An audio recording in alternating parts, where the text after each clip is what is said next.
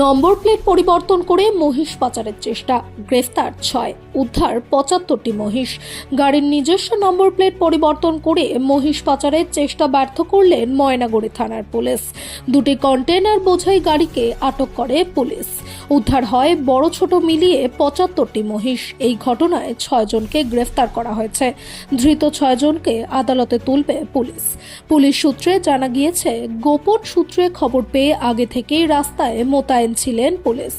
ঘন কুয়াশাকে কাজে লাগিয়ে এবং নম্বর প্লেট পরিবর্তন করে বিহার থেকে দুটি মহিষ বোঝাই কন্টেইনার আসামের দিকে যাচ্ছিলেন।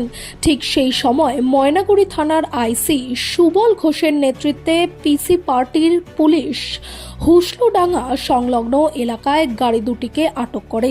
দুটি কন্টেইনারে ছোট বড় মিলিয়ে 75টি মহিষ উদ্ধার করা হয়। মহিষ নিয়ে যাওয়ার কোনো বৈধ কাগজ না থাকায় দুটি গাড়ির 6 জনকে গ্রেফতার করে পুলিশ। আটক করা হয় দুটি গাড়িকে।